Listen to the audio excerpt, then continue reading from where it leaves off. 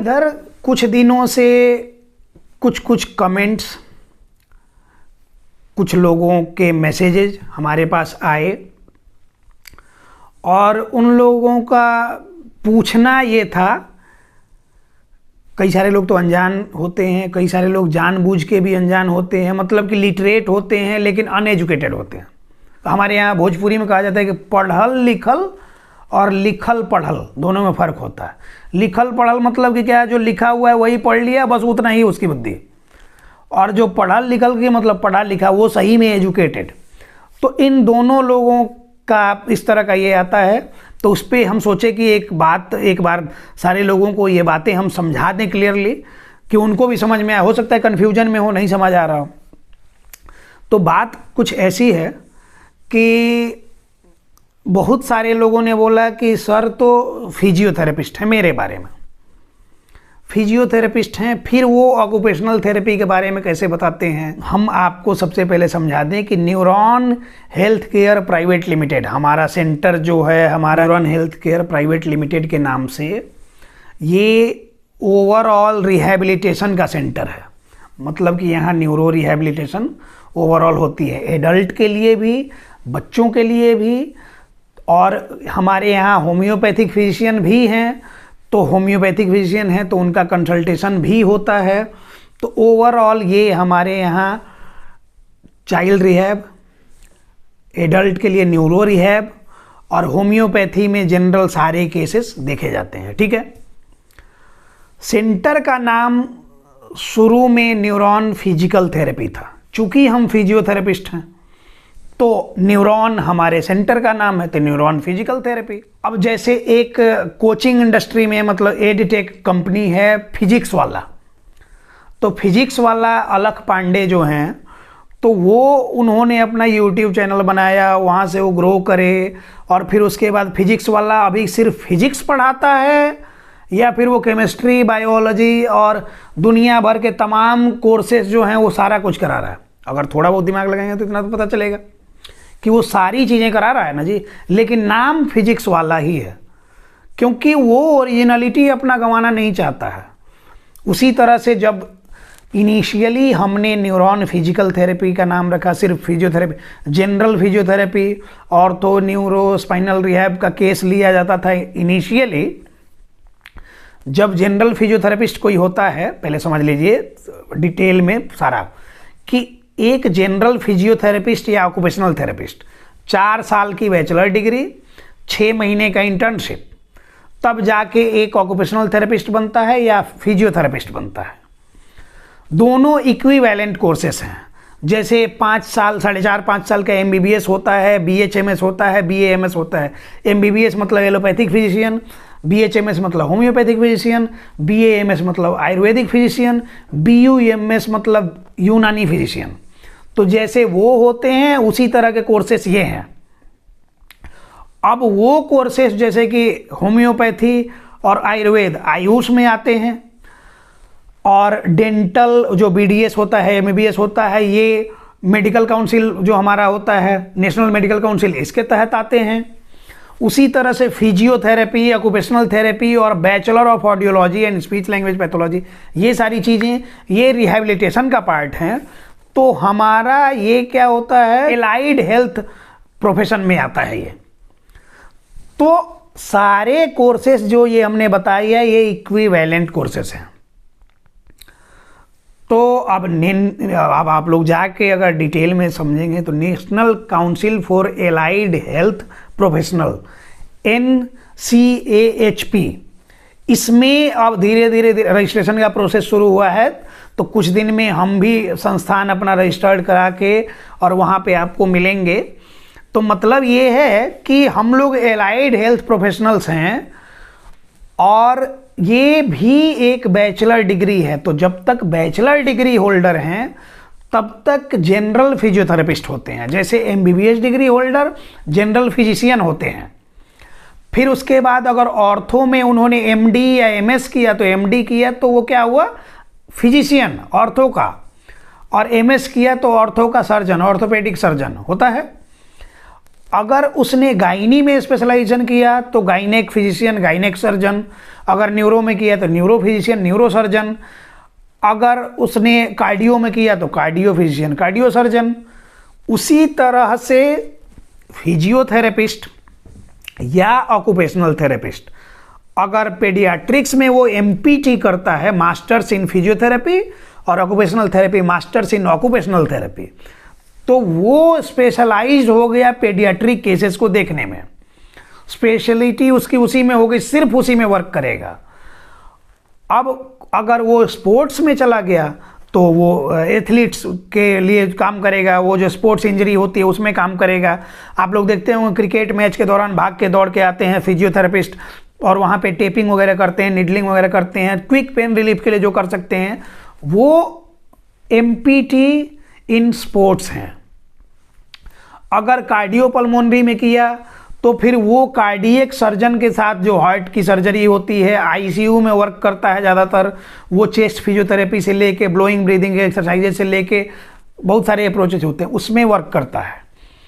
अगर ऑर्थो में किया तो ऑर्थोपेडिक सर्जन के साथ, न्यूरो में किया न्यूरो सर्जन के साथ, मस्कुलोस्केलेटन में किया तो फिर उस तरह के केसेस जो होते हैं आपके, वो आर्थराइटिस वगैरह के, उसमें रिहैबिलिटेटिव मैनेजमेंट कैसे किया जाएगा उसमें। तो इतने सारे डिपार्टमेंट, इसमें भी गायनी में भी एमपीटी होता है, masters in physiotherapy in gynaecology.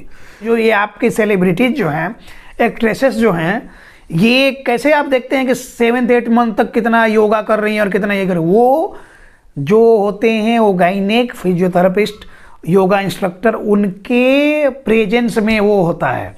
और डिलीवरी के तुरंत बाद वो कुछ महीने में ही अपना वजन जो बढ़ा रहता है उसको मेंटेन करके फिर से लीन एंड थीन और जीरो फिगर में आ जाती हैं। कैसे आ जाती है? उनका ट्रेन किया हुआ है। तो इसी तरह से अगर कोई पेडियाट्रिक्स में एमपीटी किया हुआ है तो वो पेडियाट्रिक्स के सारे केसेस देखेगा। इसके अलावा वर्कशॉप, सेमिनार्स, बहुत सारे कोर्सेस होते हैं, उनको अटेंड करके सेंसरी इंटीग्रेशन पे, न्यूरो डेवलपमेंट थेरेपी पे ये होते रहते हैं। बहुत सारे रिसर्च होते रहते हैं, उसमें हम लोग शामिल होते हैं। वो सारी चीज़ें अपने प्रैक्टिस को अपग्रेड करने के लिए शामिल करते हैं।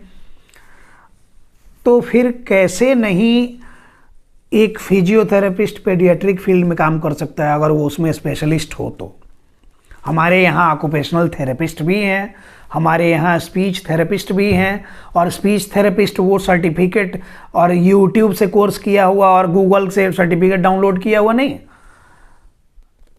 Bachelor of audiology and speech language pathology जो जेन्युइन है वो।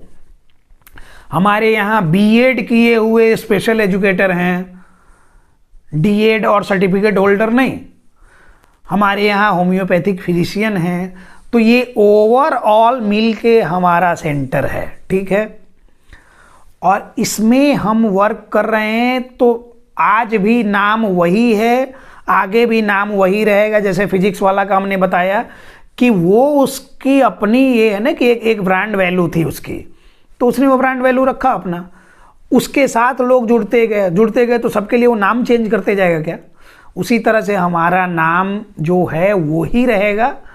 यहाँ पे एक दिन यहाँ बड़े बड़े फिजिशियन भी आएंगे, बड़े बड़े सर्जन भी आएंगे, आगे चल के बहुत बड़ा हॉस्पिटल वगैरह भी शुरू होगा जहाँ की ओवरऑल सारे केसेस देखे जाएंगे। हम लोग धीरे धीरे उसकी तरफ भी बढ़ रहे हैं। तो जितने लोगों को भी किसी भी तरह का कन्फ्यूजन था, उम्मीद करते हैं कि आपका कन्फ्यूजन क्लियर हो गया होगा।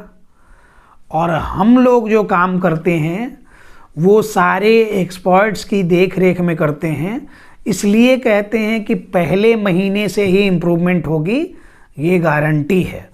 उसके टर्म्स कंडीशंस हैं। टर्म्स कंडीशंस ये हैं कि आप देहचोर ना हो। देहचोर मतलब समझते हैं क्या? कि अपना देह चुराने वाला नहीं। पैसा खर्च कर दिए लेकिन अपने कौन मेहनत करेगा।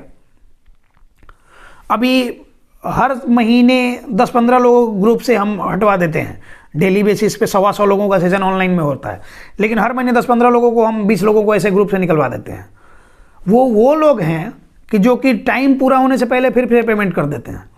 लेकिन जब रिव्यू सेशन होता है और उसमें पूछा जाता है कि आपने क्या किया, तो सर समय नहीं मिल पाया, कर लेंगे, बता दिया जाए क्या क्या करना है, हम देख लेंगे, ये हो जाएगा। कई बार सेशन को टाइमली वो अटेंड नहीं करते हैं, बाहर कार में घूम रहे हैं, कहते हैं सर तो आज तो हम बाहर निकल गए थे, आप बता दीजिए ना क्या करना है। तो ऐसा रिव्यू हमारे पास आता है, फिर उसके बाद वैसे लोगों को कंटिन्यू नहीं करते हैं, क्योंकि हम जो वर्क कर रहे हैं वो हम अपना जितना 100% देने का कोशिश करते हैं, हम ऑनेस्ट हैं अपने काम को लेके।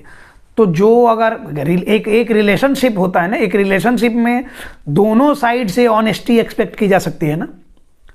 हम कहते हैं कि जिस दिन से आप हमारे साथ जुड़ते हैं, आपका बच्चा सिर्फ आपकी रिस्पॉन्सिबिलिटी नहीं होता, हमारी भी रिस्पॉन्सिबिलिटी होता है।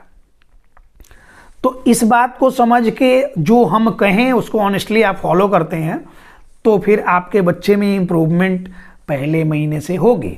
और जैसा मैंने कहा कि 125 लोग में, अब जैसे 125 लोग हैं तो 75% इन लोगों में पहले महीने से ही इम्प्रूवमेंट होनी शुरू हो जाती है बच्चों में। और कुछ लोग ऐसे भी हैं 30-40% जिनमें नहीं होती है। तो ये वही लोग हैं जो फॉर्मेलिटी करते हैं। तो आप अगर अपना समय नहीं दे सकते हैं तो हमारे साथ तो बिल्कुल ना जुड़ें, आपका पैसा तो हमको चाहिए ही नहीं। आप शुरू का वीडियो, आज से 1.5 साल पहले का वीडियो मेरा जाके देखेंगे, बहुत सारे लोगों ने कहा था कि सर ऑनलाइन सेशन शुरू करें, ऑनलाइन सेशन शुरू करें। हमने कहा कि ऑनलाइन सेशन जैसा कुछ नहीं होगा, जिनको आना है आएँ, या फिर अपना वीडियो भेजें, हम उस पर वीडियो बनाएंगे, ये करेंगे। लेकिन फिर बहुत सारे लोग रिक्वेस्ट करने लग गए, हमने एक्सपेरिमेंट किया। सबसे पहली बार सबसे पहले दिन 7 लोगों को देखा, और उन 7 लोगों में 6 तो कहाँ गए पता नहीं, 7वां एक आदमी वो आज तक भी हमारे संपर्क में है। 2-3 महीने पे एक सेशन सिर्फ उनका होता है मेरे साथ इंटरेक्शन के लिए, थोड़ा आगे क्या और चीज़ें ये कर सकते हैं। और वो मध्य प्रदेश बैतूल से थे, अभी कहीं और रह रहे हैं। उनकी बच्ची 90-95% इम्प्रूव हो चुकी है, और डे बाय डे वो इम्प्रूव कर रही है, स्कूल में अच्छा परफॉर्म कर रही है। ऑटिस्टिक बच्ची थी, माइल्ड ऑटिस्टिक केस था। तो वो ऑनेस्टली हमने जो बताया वही किए, उसके अलावा कहीं नहीं गए, तो वो पूरी तरह से सक्सेस हो गए। इसी तरह से हम चाहते हैं कि अगर आप ऑनेस्ट हैं तो हमारे साथ जुड़ें, हम जैसा बताते हैं वैसा आप करेंगे तो पहले महीने से आपके बच्चे में इम्प्रूवमेंट होगी, गारंटीड। तो उम्मीद करते हैं कि आपको सारी बात समझ में आ गई होगी। जो लोग हमारे साथ जुड़ना चाहते हैं, स्क्रीन पे नंबर दिया है, पता है आपको कि कॉल नहीं लगे तो उस पर व्हाट्सएप पे मैसेज कर लेना है, रिप्लाई वहाँ मिल ही जाएगा आपको। दिन भर में 100-200 कॉल होते हैं, 500 से ज़्यादा मैसेजेज होते हैं, तो उन लोग कहते हैं कि सर पूरा रिप्लाई नहीं कर पाते हम लोग। तो सैटरडे तक आपको प्रॉपर रिप्लाई चला ही जाएगा, क्योंकि संडे की बुकिंग रहती है। तो सैटरडे शाम तक या संडे मॉर्निंग तक प्रॉपर रिप्लाई सारा आपको चला जाता है। आप अपने बच्चे के लिए कंसल्ट करना चाहते हैं तो आप जुड़ सकते हैं, नहीं तो वीडियो देख के हज़ारों लोग अपने बच्चे में एक्सपेरिमेंट कर रहे हैं, ये गलती आप नहीं करें। धन्यवाद।